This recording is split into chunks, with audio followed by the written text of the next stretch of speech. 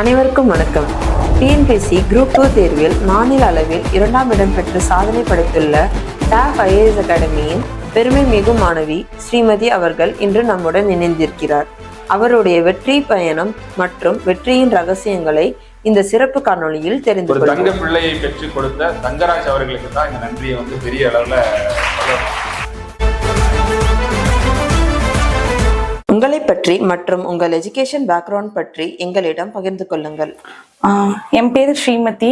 நான் ஈரோடு டிஸ்ட்ரிக்ட்ல கவுந்தப்பாடியில குள்ளம்பாளையம் அப்படின்னு ஒரு சின்ன கிராமத்துலேருந்து வரேன்.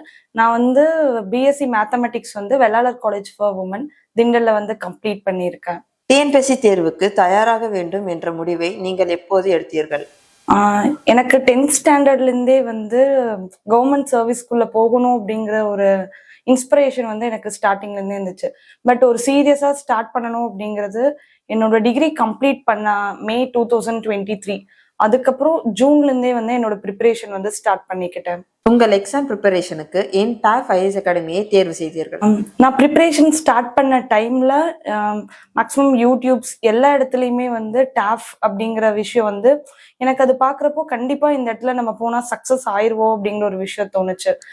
பிளஸ் இங்க நான் சேர்ந்தப்போ ஒரு ஃப்ரீ டெஸ்ட் அப்படிங்கிற ஒரு விஷயம் எனக்கு ரொம்ப அப்போ எனக்கு ஃபைனான்சியலா எனக்கு ஹெல்ப் பண்ணுச்சு. அதுக்கப்புறம் தொடர்ந்து 2024லேருந்தே இப்போ வரைக்குமே நான் இங்க போட்டிருக்க எல்லா பேட்சஸுமே என்ரோல் பண்ணி எனக்கு ரொம்ப சப்போர்ட்டிவா இருக்கிறது டஃப். பிளஸ் எனக்கு இவங்க ஷெட்யூல் கம்ப்ளீஷன் அப்படிங்கிறது எனக்கு வேற எங்கேயுமே கிடைக்காத ஒரு சாட்டிஸ்ஃபேக்ஷன் கொடுத்தது.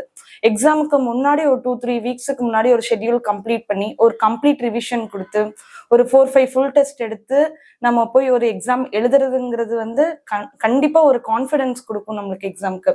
இந்த விஷயத்தினாலே என்னால டாஃபை விட்டு எங்கேயுமே போக முடியல. எக்ஸாம் ப்ரிப்பரேஷன் காலத்தில் உங்கள் தினசரி ஸ்டடி ஷெட்யூல் எவ்வாறு இருந்தது?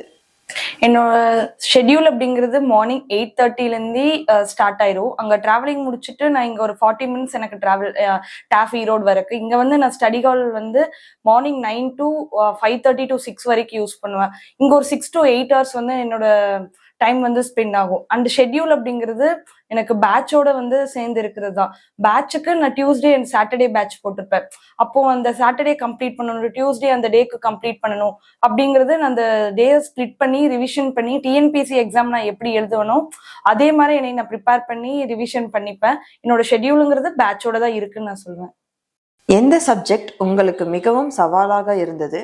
அதை நீங்கள் எவ்வாறு சமாளித்தீர்கள்?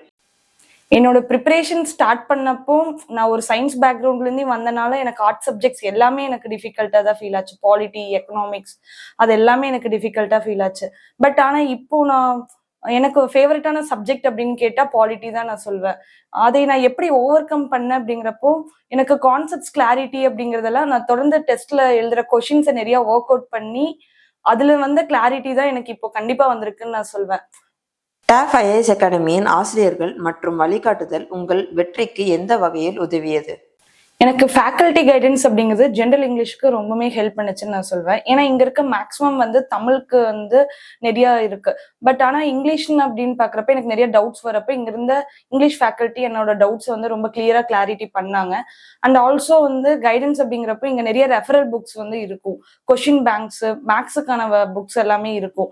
நான் எனக்கு கேட்குற டைம்ல நான் போய் அதை ஆக்சஸ் பண்ணி அதை நான் ஒர்க் அவுட் பண்ணி சால்வ் பண்ணிக்கிட்டேன். இந்த விஷயத்துல எனக்கு அது ரொம்ப ஹெல்ப்ஃபுல்லா இருந்துச்சு. உங்கள் எக்ஸாம் ப்ரிப்பரேஷன் பயணத்தில் ஏதேனும் சவால்கள் அல்லது தோல்விகள் எதிர்கொண்டீர்களா? எனக்கு ஃபெயிலியர்ஸ் அப்படின்னு பாக்குறப்ப கண்டிப்பா நம்ம இவ்வளோ வருஷம் ஜேர்னில கண்டிப்பா ஃபேஸ் பண்ணியிருப்போம். லாஸ்ட் டைம் எனக்கு குரூப் 2 மெயின்ஸ் ரிட்டன்ல கவுன்சிலிங், செகண்ட் டே கவுன்சிலிங்ல எனக்கு கிடைக்கல.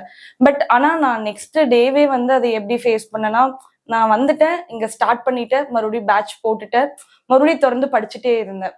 அதனால என்னோட ஃபெயிலியர் அப்படிங்கிறது நான் சீக்கிரம் ஸ்டார்ட் பண்ணிட்டனால எனக்கு அதை ஓவர் கம் பண்றதுக்கு ஹெல்ப்ஃபுல்லா இருந்துச்சு. நடப்பு நிகழ்வுகள் மற்றும் மறுபார்வைக்காக நீங்கள் பின்பற்றிய திட்டம் என்ன? கரண்ட் அஃபேர்ஸ் அப்படின்னு பாக்குறப்போ நான் டெய்லியுமே நியூஸ் பேப்பர் ரெஃபர் பண்ணிடுவேன். அதுல இருக்க இம்பார்ட்டன்ட் பாயிண்ட்ஸை மட்டும் நோட் பண்ணி நான் மந்த் வைஸ் ரெடி பண்ணிப்பேன். அண்ட் எக்ஸாம்ஸ் கிட்ட வரப்போ ரிவிஷனுக்குங்கிறது இன்ஸ்டியூட்ல கொடுப்பாங்க ஒரு கம்பைலேஷன் மாதிரி. அவார்ட்ஸ் யார் வின் பண்ணியிருக்காங்க, பர்சனாலிட்டிஸ் பத்தி, அதுக்கப்புறம் ஸ்கீம்ஸ் அப்படின்னு இந்த கம்பைலேஷன் எனக்கு கிடைக்கிறப்போ ஹோலிஸ்டிக்கா எனக்கு ரிவிஷன் பண்றதுக்கு ஹெல்ப்ஃபுல்லா இருந்துச்சு. தற்போது டிஎன்பிஎஸ்சி தேர்வுக்கு தயாராகி கொண்டிருக்கும் மாணவர்களுக்கு நீங்கள் வழங்க விரும்பும் ஆலோசனை என்ன? கண்டிப்பா நான் என்னோட அட்வைஸ் அப்படின்னு நான் சொன்னேன்னா, கன்சிஸ்டன்சி. தொடர்ந்து படிச்சுட்டே இருக்கணும். ஈவன் சக்சஸ் ஆர் ஃபெயிலியர், அது நம்மளுக்கு வந்து லேட்டா கிடைக்கும், ஆனா அது கிடைக்காம போகாது. தொடர்ந்து படிச்சுட்டு இருந்தவங்களுக்கு கண்டிப்பா கிடைக்கும். Consistency is the key success. உங்கள் எக்ஸாம் ப்ரிப்பரேஷனுக்கு உங்கள் குடும்பத்தினர் எந்த வகையில் உங்களுக்கு ஆதரவளித்தார்? என்னோட ஃபேமிலி சப்போர்ட் அப்படிங்கறது பேரண்ட்ஸுக்கு வந்து நான் கண்டிப்பா இந்த இடத்துல நன்றி தெரிவிக்கணும் அப்படின்னு நினைக்கிறேன். என்னோட அப்பா, அம்மா, சிஸ்டர்ஸ், அம்மாயி, அவங்க எல்லாருமே சப்போர்ட் பண்ணலைன்னா இவ்வளவு தூரம் நான் வந்திருப்பேனான்னு தெரியல. நான் படிக்கலன்னா கூட அம்மா நீ படிக்கலையா அப்படின்னு நான் கேட்பாங்க. அண்ட் ஆல்சோ என்னோட ஃப்ரெண்ட்ஸ், பியர் சர்க்கிள் அப்படிங்கிறது எனக்கு ரொம்ப பெஸ்டா அமைஞ்சிருச்சு அப்படின்னு இந்த இடத்துல என்னோட ஃப்ரெண்ட்ஸுக்கு நான் தேங்க் பண்ணணும் அப்படிங்கிறது விருப்பப்படுறது வந்து என்னோட ஃப்ரெண்ட் ஆர்த்தி, சிவசங்கரி அக்கா அண்ட் ஆல்சோ மணிமேகலை அக்கா. இவங்க என்னோட ப்ரிப்பரேஷன்ல இப்போ வரைக்கும் என் கூட சப்போர்ட்டிவா இருக்காங்க. டிஎன்பிஎஸ்சி குரூப் 2 ரிசல்ட் பார்த்த அந்த தருணத்தில் நீங்கள் என்ன உணர்ந்தீர்கள்? கண்டிப்பா இந்த ஒரு நாளுக்காக தான் இவ்வளவு நாள் நம்ம கஷ்டப்பட்டிருப்போம் அப்படின்னு தெரியும். எனக்கு இப்ப நினைச்சாலும் அது ரொம்ப சந்தோஷமா இருக்கு.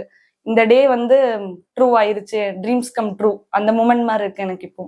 டிஎன்பிஎஸ்சி குரூப் 2 தேர்வில் வெற்றி பெற்ற பிறகு உங்கள் எதிர்கால இலக்கு என்ன? இனி என்னோட கோல் என்னன்னா, குரூப் 1 வந்து இந்த டைம் கண்டிப்பா கிளியர் பண்ணணும் அப்படின்னு ஒரு விஷயம் யோசிச்சிருக்கேன். அதுக்கப்புறம் நான் யூபிஎஸ்சி அப்படிங்கிற விஷயம் யோசிச்சிருக்கேன். கண்டிப்பா இது எல்லாமே சக்சஸ் ஆகும்னு நான் நம்புறேன். எதிர்கால டிஎன்பிஎஸ்சி ஆஸ்பிரன்ட்ஸுக்கு டாப் ஐஏஎஸ் அகாடமியை ஏன் நீங்கள் பரிந்துரைக்கிறீர்கள்? கண்டிப்பா நான் வந்து இப்போ ப்ரிப்பேர் பண்ணிட்டு இருக்கவங்க யங் ஆஸ்பிரன்ஸ் அவங்க எல்லாத்துக்குமே நான் டாப் அப்படிங்கறது வந்து நான் ரெஃபர் பண்ணுவேன். பிகாஸ் உங்களுக்கு ஒரு என்விரான்மெண்ட் அப்படின்னு ஒன்று கிடைச்சிருச்சுன்னா நீங்க பாதி சக்சஸ் ஆயிடுவீங்க அப்படின்னு சொல்லுவேன். மேபி நான் இவ்வளோ லேட் சக்சஸ் ஆனதுக்கு காரணமே மேபி எனக்கு அந்த என்விரான்மெண்ட் ஸ்டார்டிங்லேயே கிடைச்சிருந்தா இன்னும் ஏர்லியரா நான் சக்சஸ் ஆயிருப்பணும் அப்படின்னு எனக்கு தோணும். ஸ்டடி ஹால் அப்படின்னு பாக்குறப்ப இதுதான் என்னோட மேஜர் சக்சஸ்க்கு கண்டிப்பா ஒரு 50% கான்ட்ரிபியூட் பண்ணிருக்கும்னு நான் சொல்லுவேன்.